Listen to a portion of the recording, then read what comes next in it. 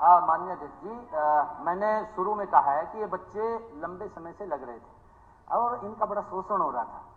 ये दर्शना देवी, एक मिनट, दर्शना देवी, मैं वही तो कह रहा हूं जी, दर्शना देवी कोर्ट में गई, कोर्ट ने आदेश करे कि इनको सुरक्षित किया जाए, तब ये HKRN बना है।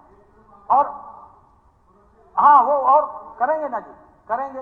वो इनके समय के अंदर अगर मैं बात करूं माननीय अध्यक्ष जी, आज भी टीवल के ऊपर ऑपरेटर लगे थे, 9,000 रुपए मिल रहे हैं, आज भी 9,000 रुपए मिल रहे हैं, वो उससे बाहर नहीं निकल पा रहे। आप अपनी तरफ से देख लो जी कि हमने क्या किया था। हमारे यहाँ तो मिनिमम वेज, माननीय अध्यक्ष जी 14,000 मिनिमम वेज और 25,000 तक, 25 से भी आगे 34, 40, 50,000 की हमने कैप लगाई है माननीय अध्यक्ष जी। भी 50,000 से नीचे जिनकी 50,000 से ऊपर इनकम है, सैलरी है, उनका भी बिल हम लेकर के आ रहे हैं, उनको भी हम सुरक्षित करेंगे।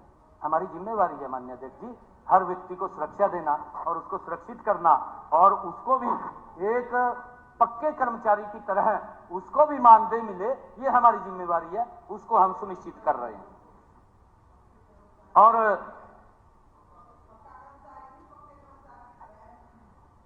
हाँ, पक्के कर्मचारी की तरह आपने तो उनके हालात पे छोड़ दिया था जी। और मैं माननीय अध्यक्ष जी, क्योंकि ज्यादा तो नहीं बोल लूंगा, क्योंकि जो नहीं पूरी डिटेल में बताना, मैं पूरी डिटेल में ही बता दूंगा जी, मैं पूरी डिटेल में भी चला जाऊंगा। जो वैसे कम को भी ज्यादा समझ लेंगे ऐसी बात।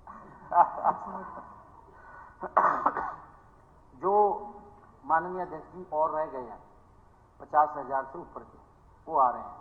और एक भगत फूल सिंह यूनिवर्सिटी की बात कही है, वो बच्चे मेरे को भी मिले थे माननीय अध्यक्ष जी, मैंने उसके ऊपर वर्किंग कर रहे हैं, उसका क्या है क्या नहीं है, परंतु अगर कहीं कोई भी दोषी होगा, एक मिनट, कोई भी दोषी होगा उसके खिलाफ कार्रवाई होगी। ये मैं फ्लोर ऑफ द हाउस कह रहा हूँ कि उन बच्चों के साथ अन्याय नहीं होगा माननीय अध्यक्ष जी, हम किसी के साथ अन्याय नहीं सहन करेंगे। वो बिल्कुल मैंने ठीक कही है बात, इसका भी हम चर्चा कर रहे हैं कि उसका क्या करेंगे, क्योंकि ये अलग इंडिपेंडेंट बॉडी है हमारी यूनिवर्सिटी, और माननीय राज्यपाल महोदय उसके EC होते हैं, चांसलर होते हैं उसके, और उसको लेकर के भी हम सोच रहे हैं कि उसका क्या करना है क्या नहीं करना वहां पर भी, कि वो भी सुरक्षित रहे, क्योंकि वो भी हमें मिलते रहते हैं। परंतु हम जो और छूटे हैं 50,000 से ऊपर, उसके लिए भी आज इंट्रोड्यूस बिल आ रहा है, अभी इंट्रोड्यूस होगा, उसके ऊपर भी हम चर्चा करके उनको भी हम सुरक्षित करने का काम हमारी सरकार करेगी। परंतु मैं आज आपके माध्यम से उन सबको, जो हम ये HKRN की पॉलिसी लेकर के आए हैं, मैं सभी को इस बात के लिए बधाई देता हूं कि जो 1,20,000 युवा, जो हमने उनको कहा था, जो आश्वासन दिया था कि आपको हम सुरक्षित करेंगे, आज ये विधानसभा के अंदर माननीय सभी सदस्य आज उसके ऊपर पास करने के लिए तैयार हैं। मैं सभी को उन 1,20,000 युवाओं को बहुत बहुत बधाई भी देता हूं, शुभकामनाएं। Thank you. मैंने कहा है रोस्टर की बात कर रहे हैं, मैंने ये स्पष्ट रूप से लिखा है सिलेक्शन क्राइटेरिया, ये इसके अंदर सारे के सारे पॉइंट हमने दिए हुए हैं।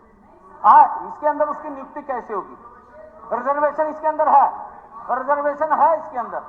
और मैंने एक मिनट रिजर्वेशन इससे नहीं होता, रिजर्वेशन होता है शेड्यूल कास्ट बैकवर्ड क्लास का रोस्टर बनाया है। मैं पढ़ के बता रहा हूँ, ये रिजर्वेशन पॉलिसी, ये क्लॉज नंबर 9 माननीय अध्यक्ष जी, क्लॉज नंबर 9 गीता जी ने उसको पढ़ा है, परंतु समझा,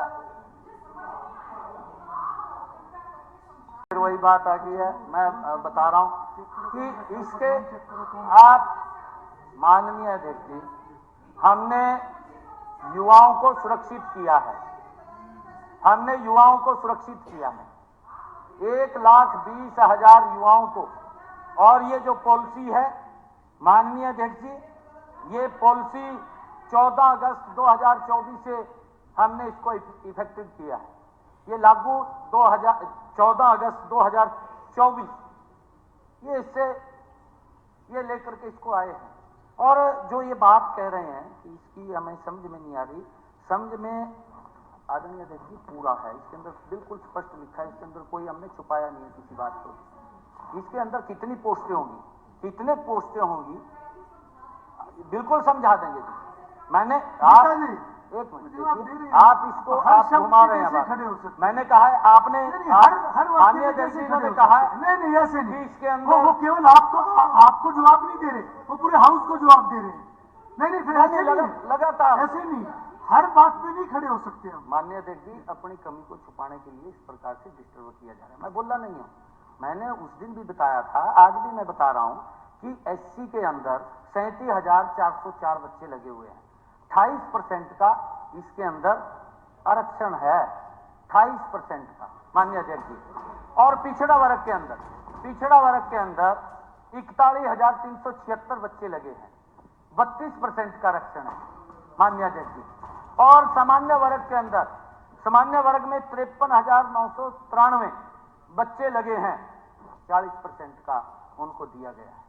और ऐसा नहीं है माननीय अध्यक्ष जी, उसका बिल्कुल ध्यान रखा जा रहा है। और उसके अंदर जो HKRN के अंदर बच्चे आ रहे हैं, उसकी अब हमने उसका एक ट्रांसपेरेंसी, ये बिल हम लेकर के आए हैं ताकि युवा सुरक्षित रहे, उसको दिक्कत ना आए। इनके समय के अंदर तो माननीय अध्यक्ष जी फिर ये बात वही कहेंगे कि जो पुलिस के अंदर थे माननीय कोर्ट ने निकाल दिया, माननीय कोर्ट ने निकाल दिया, वो सड़कों के ऊपर घूम रहे थे। माननीय अध्यक्ष जी हमने उनको भी संबल दिया है, हमने कहा कि आपको अन्याय नहीं होने देंगे, एसपीओ लगाया हमने उनको, माननीय अध्यक्ष जी एक को भी नहीं छोड़ा। अब ये कहेंगे कि एसपीओ कैसे लगाए आपने, कहां से ला करके दे दिए, आपकी तो गलती थी, आपकी गलती के कारण हमने उनको रजिस्ट किया। माननीय अध्यक्ष जी हम कहां से लाते, ये गलतियां किसी और की नहीं है, ये गलतियां इन्हीं की हैं, हमने उसको दुरुस्त किया है, हमने उनको सुरक्षित किया है।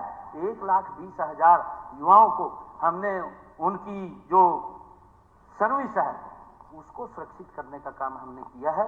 और क्योंकि पूरी डिटेल के अंदर मैंने उस दिन भी मैं बोल रहा था, आज भी मैं इसी बात को कह रहा हूं कि इसके अंदर जो हमारे 2 लाख पक्की नौकरियों की हमने बात कही है, 2 लाख पक्की नौकरियां वो अलग है माननीय अध्यक्ष जी, उनको हम देने का काम करेंगे और उसी बिना पर्ची बिना खर्ची के आधार पर देने का काम करेंगे।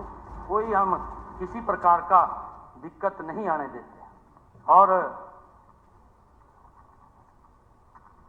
जो इन्होंने कहा है, अगर आपको लग रहा है हम जांच करा देते हैं इनकी, आप तो ये चाहते हैं कि इनको निकाल दो, इनको रखना नहीं है।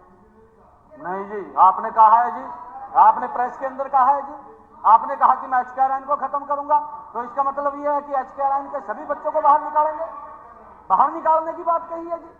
नहीं देखिए ना, गलत बयानबाजी नहीं है ये। अरे एक हमारे विपक्ष का नेता है आफ्ताब जी, विपक्ष का नेता अगर कोई बात बोल रहा है कि आप हमें वोट दो, ये HKRN कुछ नहीं है, हम आएंगे, हम इसको बंद करेंगे। बंद करने का मतलब क्या है, उनको बाहर निकालना है माननीय अध्यक्ष जी। हमने कहा है कि हम किसी बच्चे को बाहर नहीं निकलने देंगे, हम उनकी सुरक्षा के लिए खड़े हैं। और हमने ये बोलना पड़ा माननीय अध्यक्ष जी, युवाओं के बीच में बोलना पड़ा कि एक एक व्यक्ति की सुरक्षा करना हमारी सरकार का दायित्व है और हम उनकी सुरक्षा करेंगे। हम सुरक्षा कर रहे हैं, कोई दिक्कत नहीं आने देंगे, हम किसी को निकलने नहीं देंगे।